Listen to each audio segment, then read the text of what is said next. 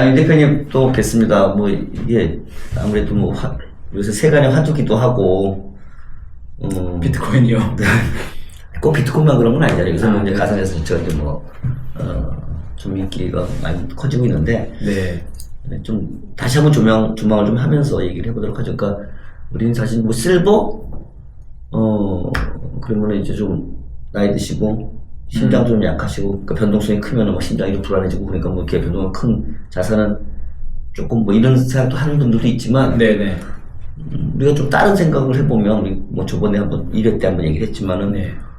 아니, 뭐, 자산 중에 아주 조금, 뭐 그 일부만 들어가면, 그죠? 뭐 빚내 사는 건 아니고 그런 게 아닌 상태에서 일부만 들어가면, 뭐 이미 훌륭한 사람이 얘기를 했잖아요. 마코비츠라고. 그래서 포트폴리오 투자 이론에서, 한 바구니에 계란 담지 말라. 이제 이런 거는 이제 분산 투자. 그렇죠. 그래서 뭐 분산 투자를 적절하게 잘 하면 사실은, 오히려 이제 기대 수익을 높일 수 있는 그런 것들이 들어오는 게 적극적으로 네. 좋은 거니까, 오히려 더. 그런 차에서 볼 때 우리가 좀 더 뭐 이런, 지금 막 시장에서 화두가 되고 있는 것들은 제대로 알아서, 제대로 알아서 투자하거나 또는 전문가한테도 또 일부 좀 맡기거나 이렇게 해가지고 높이는 게 더 중요하다. 지금 화두가 되고 있다는 얘기는 막 굉장히 투자 수익 높아질 수 있는데 그거 갖다가 방치하는 건 안 되는 거죠. 사실은. 네네네. 그런 차원에서 한번 뭐 우리 실버라고 그랬지만은 실버도 액티브 실버가 있고 또 패시브 실버가 있고 네. 요새 워낙 활동적인 그 실버들이 많아져서 그러니까 이제 좀 그런 그 실버 인더스트리 실버에 있어서의 가상자산, 디지털 자산 뭐 우리 좀 뭐 크게 하면 디지털 다 있지만 네. 지금 작게는 뭐 가상자산 뭐 비트코인 국가라 뭐 몇 가지 해가지고 우리 왜 코인을 20대들이 되게 MZ세대들이 좋아하잖아요. 좋아할 것 같기도 하고. 그죠? 근데 이번에 그 금융위에서 나온 이제 거래소 데이터를 보더라도 실제 5, 60대 비중이 꽤 높고 그들의 구매 금액 자체가 당연히 훨씬 커요. 구매력이 훨씬 크니까. 그래서 저는 이제 20대들이 이제 코인을 좋아해서 그들이 투자하는 방법과 이 5, 60대 실버 세대들이 이 자산을 다루는 방법은 확실히 달라야 된다고 생각을 하거든요. 그러니까 20대들은 되게 기술 기반의 더 리스크하고 변동성 있고 새롭게 나오는 암호화폐들 진짜 장기적으로 투자를 이거 해도 되나? 이런 자산들을 실제로 많이 투자해요. 왜냐면 그들은 그 시드가 작기 때문에 더 리스크 있는 암호화폐를 투자를 하는 성향을 많이 해요. 암호화폐 중에서도 트렌드가 굉장히 빠르게 왔다 갔다 하니까 뭐 최근에 밈코인 같은 거 들어보셨죠? 네, 뭐 그런 것들부터 해서 민자 다 있으니까 민코인, 민주식 뭐 맞아요. 같은 개념 부동산도 있을지 몰라. 있을 수 있죠. 아무런 사용 가치가 없는데 말 그대로 이제 막 스토리만 가지고 인기 좋았는데 근데 이제 특히 이제 실버 세대나 중장년층이 암호화폐를 투자할 때는 근데 이 층은 특징이 실패하는 투자하면 안 되잖아요. 예를 들어서 교수님이 지금 암호화폐를 제대로 투자를 많이 하시겠다 마음 먹어도 지금 실패하면 회복할 수 있는 게 없기 때문에 더 안전한 방법을 해야 되거든요. 그래서 이 50대들의 투자는 비트코인을 중심으로 또는 비트코인만 해도 충분히 가능한 이런 투자 방식을 해야 되고 근데 아까 포트폴리오 이론을 얘기해 주셨는데 두 가지일 것 같아요. 예를 들어서 이미 가지고 있는 여러 포트폴리오에 일부를 비트코인을 새로운 변화한 자산이니까 담을 수도 있는데 또 한편으로는 그냥 비트코인 중심의 전략을 펼쳐도 된다고 생각하거든요. 저희 어머니 같은 경우는 70대 중반이신데 재테크를 특별히 하지 않으시잖아요. 분들이 뭐 부동산 갖고 있는 거 말고는 뭐 재테크를 주식을 하지 않으시니까 그냥 재테크 하는 거는 비트코인 중심으로 펼치거든요. 근데 이게 가능한 이유는 결국은 장기적으로 투자해도 되는 자산이 뭔가라고 우리가 곰곰이 생각해보면 주식도 있고 부동산도 있고 비트코인도 있고 등등 있는데 사실 여기 조금 더 들어가서 보면 장기적으로 투자해도 가장 좋은 자산은 비트코인으로 귀결을 해요. 동의하지 않으신가요? 아니, 그래서 동의는 하고 안 하는 건 아니고 좀 생각을 좀 해봐야 되겠다 저는. 아니 그렇다면 상당 부분 동의는 하고요. 비트코인 비중을 넓혀서 오랫동안 장기 투자 전략을 세우는 게 가장 좋은 재테크 방법인 거죠. 그럼 왜 얘가 장기 투자하기 가장 좋냐라는 거에 대해서 이제 좀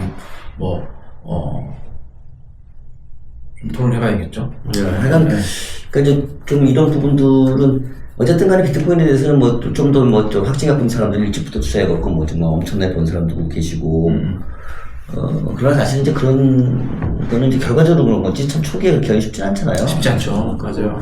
과연 이렇게 갈지 안 갈지 사실 정확하지 않은 상태에서 있는데 어쨌든 간에 지금 이제 저는 뭐 개인적으로 비트코인이 좀 오래 갈 거라고 생각하는 사람 중에 한 명인데 또 이제 미국 트럼프 차기 정부 수장이잖아 어쨌든 간에 대통령이 지금 뭐 전략자산 얘기도 하고 뭐 이런 또 논리적으로 사실은 미국에서 그게 맞긴 맞고 그러니까 이제 상당히 더 좀 안정적인 그러면서 또 미국이라는 어떻게 보면 금융의 최정점에 있는 뭐 우리 미국의 연준을 빼들었다 우리가 뭐 세계 경제 대통령 뭐 이렇게 의장을 이렇게 얘기까지도 하잖아요. 그러니까 맞아요. 그 정도 영향이 있는 데서 지금 이제 그런 식의 비트코인과 뭐 사실 그걸 갖다 거래하는 수단으로서의 또 스테이블코인을 갖다가 정점으로 하는 어떤 가상자산 생태계 갖다가 좀 다시 제대로 만들려고 하는 그런 움직임이 있고 상당히 그렇게 되겠죠 지금 보면. 그러니까 그런 차에서 보면 이제 상당히 이제 분명히 이전보다는 비트코인과 그 중심으로 한 가상자산 어떤 그런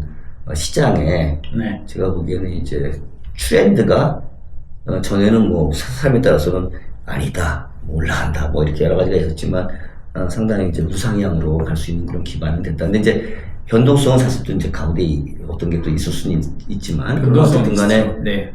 지금 중장기적으로 중장기도 뭐 사람들 기간을 얼마나 보냐에 따라 다를 수 있지만 약간 상당 기간 정도 이제 그렇게 될 수 있겠다. 이제 그런 차원에서 대표님 말씀하신 건 상당히 이제 동의를 하고. 근데 저는 약간 우리가 특히 이제 한국 같은 경우는 이게 중장년층 대상으로 해서 이 코인 비즈니스가 과거부터 엄청 성행을 하고 많이 했었어요. 그리고 특히 이제 다단계나 네트워크도 진짜 많았었고요.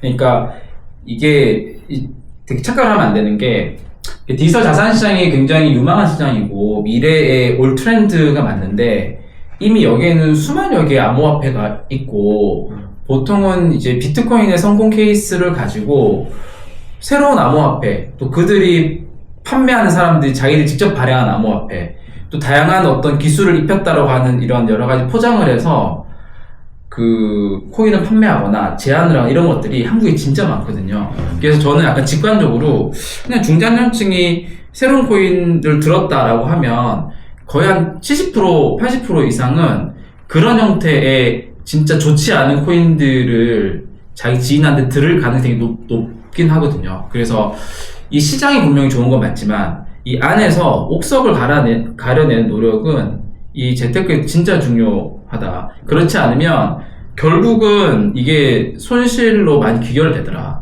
근데 이제 20대들은 보통 어린 친구들은 그런 코인들이 많이 노출이 안 되더라고요. 그러니까 주변에 이제 그렇게 제한하는 사람 별로 없어요.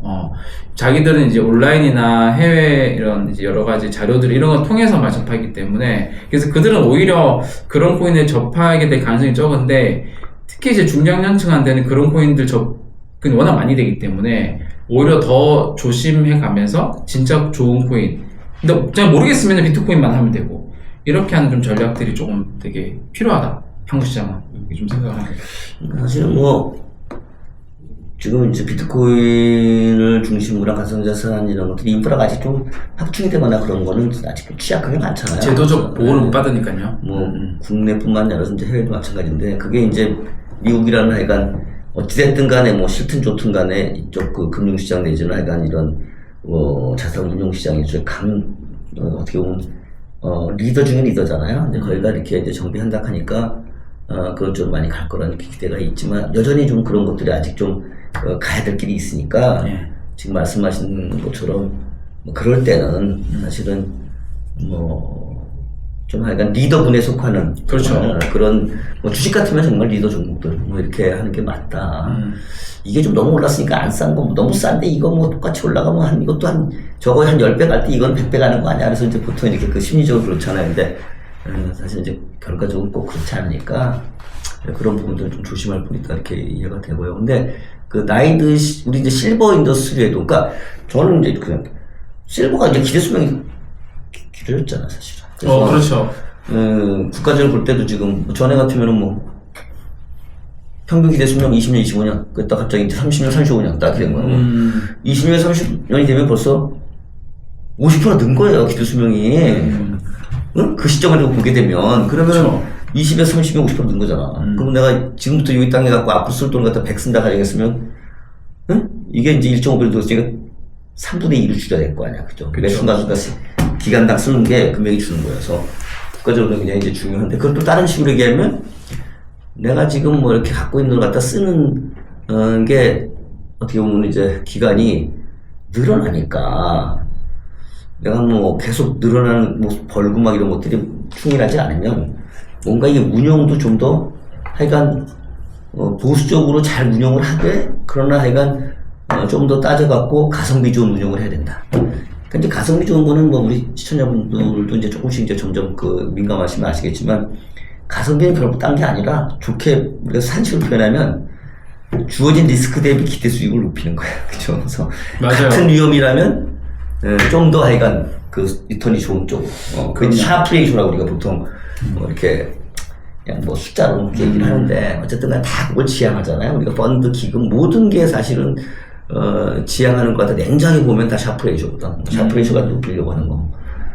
단지 이제 어떤 사람은 더 높은 그 위험 대비 더 큰 리스크 갖다가 하이 리스크에 더 큰 리턴을 더 하이 리턴 갖다가 이제 추구하는 거죠. 이런 거고, 그렇지 않은 사람들이 하는 거지만, 어쨌든 간에 비율상으로 보면 다 4%다. 그러니까, 위험 대비, 그 기술수 갖다 맥스마이즈 하려고 하는, 그러니까 미니맥스예요.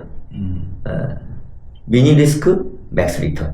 그런 차원으로 이제, 우리가 이제 어프로치를 하는데, 이제 그런 차원에서 봤을 때, 우리는 비트코인 중심으로 한 여러 가지 이제 가상자산 분들의 어떤 향후의 어떤 포텐셜이 기존의 다른 어떤 자산보다 더 있느냐, 이 시장 자체가 커진다 함이 있다라고 만약에 생각하신다면 그런 부분을 갖다가 편입할 수 있는 거고, 단지 각각의 상황, 뭐 개인마다 될 수도 있고, 이런 방송에서는 좀 더 날 것으로 얘기해도 되잖아요, 그죠? 뉴스도 아니니까.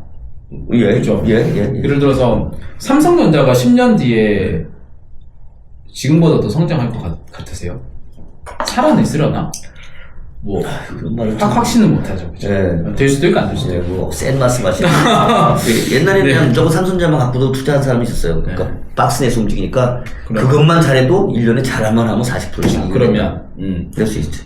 글로벌 시가총액 1위 애플은 스마트폰 시장이 지난 10년간에 쫙 시장을 점유하면서 거의 1위 기업이 됐는데, 지금 애플은 뭐 AI를 제때 반영하지 트렌드 못 따라갔다는 피드백도 많고, 워렌 버핏도 이번에 뭐 팔았다는 얘기도 있고 있는데요. 애플은 10년 뒤에 어떨까요? 그렇게 또 긍정적으로 전망하기 쉽지 않잖아요.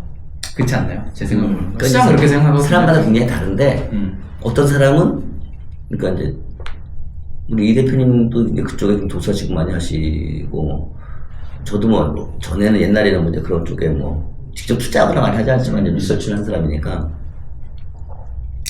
어떤 가격의 변화를 볼 때, 어떤 사람은 주기적으로 보고, 어떤 사람은, 주기가 아닌, 펀더멘털, 그러니까 주기론이, 뭐, 우리가 뭐, 경제학적으로 무슨 뭐, 비즈니스 사이클도 주기고, 뭐, 이렇게 쭉, 뭐, 여러 가지가 있지만, 역사도 주기라고 그래서 뭐, 역사는 뭐, 반복된대. 네. 우리 가격으로 봐도, 이렇게 설명할 수가 있는데, 우리가 사실은 주기로는 가격적으로 보면 뭐예요? 차티스트야, 차티스트. 역사의 저점과 역사의 고점을 보면서, 그 과거의 어떤 그런 패턴이 앞으로 이어질까라는 걸 전제하에서, 이렇게 사고 파는 거거든요. 펀더멘탈리스트는 사실은 이제 그거보다는, 이 기업이 갖고 있는 뭐, 내재적인 어떤 그런 역량, 그죠? 포텐셜이고, 그래서, 얘네들이 미래를 갖다 창출하고, 뭐, 새로운 것들 낼 수 있다. 이제 이런 차원에서 그 얘네들이 얼마큼 수익을 낼 수 있는 게 펀더멘탈을 보는 거예요. 그러니까, 사실 둘 다 사실 뭐 장점도 있고 단점도 있고 그렇긴 한데, 저는 이제 가끔가다 이런 생각을 하지. 새로운 게 나타났을 때는 새로운 게 좀 가다가 죽는 경우도 있고, 새로운 게 계속 커져가지고 정말 한 축을 보란 듯이 이렇게 가는 것도 있어요. 그러니까 우리가 이제 어떤 기업을 봐도 한 사람의 어떤 머릿속에서 조그마한 기술이나 아이디어가 무형의 어떤 그런 것들이 뇌에서 자라나가지고 이 사람이 이제 그걸 갖다가 계속 디벨롭해서 사업 모델을 만들고 실험실에서 실험을 한다면 될 것 같으니까 또 뭐 내고를 하고 자금 조달을 하고 이렇게 갖고 근데 뭐 공장 설립할 수도 있고 이렇게 해서 빵 하잖아요. 네네. 잘 나갈 수도 있고 망할 수도 있는데 이게 굉장히 그 소비자들의 어떤 사람들의 본능이나 뭐 이런 거에 니즈에 굉장히 잘 맞으면 쭉쭉쭉 크거든. 그래서 그게 이제 처음에는 조그만 기업의 사업 모델 수익 모델이 됐다가 좀 더 커지면 많은 사람들이 공급자 수요자가 많아지면 공급자도 많이 생기고 섹터가 되고 더 커지면 하나의 신산업으로 나오잖아요. 그러니까 이제 우리는 그런 것들을 계속 봐오는데 저는 이제 항상 새로운 거 볼 때 그래요. 이게 인간의 본성이나 뭐 여러 가지 지금 환경의 변화에 맞춰서 봤을 때 이게 추세적으로 맞는 거냐? 그러면 되게 이제 그 쉽진 않지만 되게 그 하나의 큰 시장을 작든 크든 시장을 형성해 나가고 더 커질 수 있게 되거든요. 그럴 때에 뭐 그 주식이든 어떤 가격을 갖고 있는 거라면 거기에 투자할 때 마인드는 어떤 마인드가 적절할까? 이미 셋업이 되어 있는 산업에서 어떤 기업이 잘하고 못하고 뭐 이런 것들은 주기적인 변화에 의해서 움직이잖아요. 삼성전자가 막 성장하기도 하지만 나름대로 이제 다 커가지고 그때 환경에 따라서 잘 벌었다가 못 벌었다가 잘 벌었다가 반도체가 막 좋았다 나빴다 좋았다 그러면 이제 막 올라가면은 팔고 내려올 때는 샀다가 올라가면 20% 떨어지고 20% 올라갈 때마다 40% 먹을 수 있잖아요. 맥시멈. 실질적으로 그렇게 해서 투자하는 것도 좋은 방법인데 새로운 거는 사실 그렇게 해서는 안 된다고 생각해요. 저는. 그래서 새로운 게 계속 커질 수 있다고 판단이 될 때는 그거는 커지는 거잖아. 한참 동안. 맞아요. 그때는 가격을 보는 게 아니라 잠깐 지금 아까 말씀하신 것처럼 저는 시가총액을 보는 게 맞다고 생각해요. 기업 가치 또는 그 전체 가치, 그 시장의 가치. 이 시장이 계속 커질 수 있다 하면 그거를 사야 되는 게 맞다고 봐요. 그러니까 벤처 같은 거 할 때 제가 옛날에 모터 세상할 때도 이제 그랬는데 시장에 베팅한다 얘기죠. 그러니까 그냥 그런 거지. 보통 내가 너 기업 투자한단 말이야. 그때 비상장고 투자할 때 이렇게 하거든. 네 주식을 지금 내가 얼마에 사갖고 한다 이렇게 표현 안 해요. 포스트 밸류, 프리 밸류 이렇게 하거든. 네? 아마 지금 또 회사 하시는 게 있으니까 맞아줄 거야. 내가 들어가기 전에 니네 회사 가치가 지금 뭐 100억인데 내가 투자할 때 당신 500억으로 보고 투자할게. 내가 투자하면 당신 가치는 500억이 돼. 그 밸류로 내가 몇 프로 가져간다. 이렇게 생각하고. 그러니까 그럼 이 사람은 투자할 때 뭘 보는 거냐면 이놈의 기업이 속한 이 시장이 앞으로 얼마큼 커질 건가. 이 시장이 지금 예컨대 뭐 1000억짜리인데 1조, 10조, 100조가 되는 시장이냐. 그러면 내가 똑같은 지위를 유지하고 있다고. 지금 내가 1% 차지하고 있는데 100억에서 그럼 1억이잖아. 근데 이게 앞으로 10조가 되면 그죠? 그러면 이제 100배 커지는 거 아니겠어요? 그러면 내가 이게 그만큼 한다. 이렇게 딱 생각하고 투자를 하는데 난 그게 맞다고 생각해요. 그러니까 커질 때는 그렇게 보는 게 맞다. 커질 때는 커질 거라고 믿고 들어갈 때는 그래서 이제 그런 값에서 본다면 제가 왜 이런 얘기를 듣냐면 비트코인이나 어떤 새로운 어떤 가상자 이런 게 새로 나왔는데 이게 죽는 게 아니고 앞으로 우리 여러 가지 환경의 변화 생각할 때 블록체인이라든지 또는 어떤 그런 그 분산 이런 시스템 같은 것들이 앞으로 너무너무 중요해서 그로 갈 수밖에 없다. 사람들이 결국 그걸 갖다 많이 채용하지 않고서는 도저히 한 기업, 한 국가 모든 걸 다 헤쳐놓기 때문에 그걸 용납할 수가 없다. 시장이 작동하지 않고 제가 항상 하는 얘기 중에 하나인데 민주주의가 작동할 수가 없다. 따라서 그거에 대해서는 결국은 틀을 만들어서 이렇게 분산으로 해갖고 서로 균형을 취할 수밖에 없다라고 하면 그 시스템을 채용해야 되고 그 시스템을 채용하는 순간 거기에서 올라가는 자산들의 대표성 있는 것들이 계속 거기서 거래가 되고 그 거래가 되는 것은 가치를 갖게 되고 가치가 됐으면 그 시장이 커지는 거고 시장이 커지면 거기에 가격을 갖고 있는 것들이 계속 커지는 이런 생각을 하는 거여서 왜냐면 지금 지금 인프라나 이런 것들이 갖추지 않은 그런 상태에서 누가 어떻게 이걸 얼마가 적정하다고 얘기를 할 수가 있겠어요. 그러니까 그런 관점에서 이런 디지털 자산 시장은 크게 이렇게 오는 트렌드 시장이라고 보시는 거죠? 네, 저는 그렇게 봐요. 그러니까 그 중에서 뭐 개별 코인이야 올라갈지 떨어질지 모르겠으나 어차피 거기에서 가장 큰 비중을 차지하는 비트코인은 그러니까 신산업이 뭐 새로운 게 시장이 왔을 때 가는 것과 맞춰서 신산업 볼 때 여러분들 어떻게 생각해요? 그러니까 보통 되게 1차적으로 리더들이 먼저 가고 그 시장이 세팅이 되면 그 다음에 이제 세컨, 서드 티어가 가요. 세팅이 되면. 맞아요.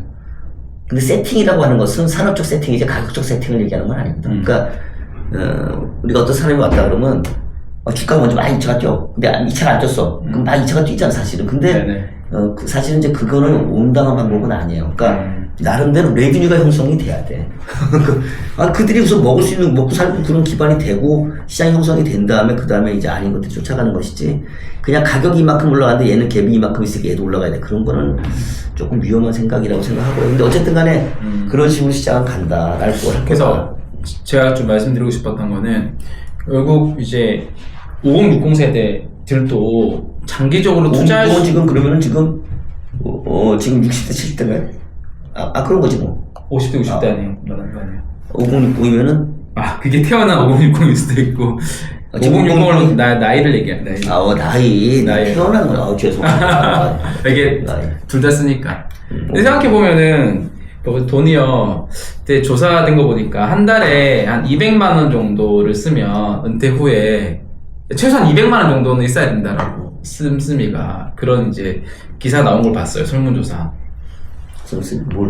그러니까 은퇴 후에 내가 한 달에 필요한 돈 한 300만 200에 300만 소비로? 소비로 그 정도는 쓸 수 있는 주거비용 빼고 주거비용 네네 이게 300만 원 치면은 그때 되면 1년이면 이제 3천 정도 쓰는 거고요. 그리고 우리가 이제 20년은 살아야 되잖아요. 은퇴 후에 못 살아도 20년을 살아야 되니까 그러면 이제 진짜 끝날 때까지 20년이니까 6억 정도 1년에 3천이면 20년이면은 6억 정도는 필요하다는 건데 그죠?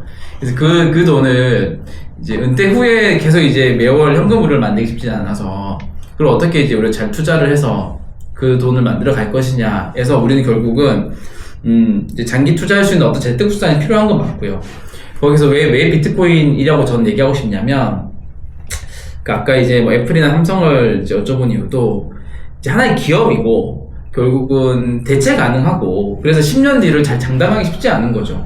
근데 비트코인이라는 자산은 이게 기업의 관점으로 좀 접근하면 좀 잘 안 보이는 부분이 있는 건데 그게 큰 흐름상 우리가 비트코인을 가장 좋아하는 이유는 디지털 금과 같이 희소하다. 이런 특징 때문에 첫 번째 되게 좋아하잖아요. 가치 저장의 수단이라고 부르고. 그게 이제 지금 가장 비트코인을 바라보는 가장 큰 비중의 사람들이 생각하는 긍정적인 포인트이긴 하거든요. 다 동의도 많이 하고. 근데 요즘에 나머지 한쪽이 굉장히 커지고 있어요. 이 자산이 필요한. 근데 이게 진짜 비트코인의 본질적인 가치인 건데, 러시아나 지금 이제 글로벌의 국가들이 한 흐름들을 보면, 이제 결국 미국 중심의 세계화에서 지금 이제 글로벌이 파편화되고 있잖아요. 블록화 된다라고 얘기하잖아요.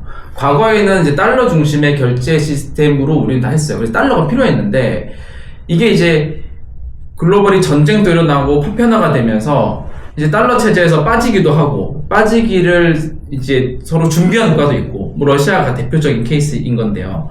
결국은 달러 이외에 그들이 보유해야 되는 어떤 중립적인 자산이 점점 필요해지는 거예요. 달러가 아니더라도 국가 간의 결제를 할 수 있고 우리 국가가 보유를 해야 되는 그런 자산. 그런 자산이 뭘까?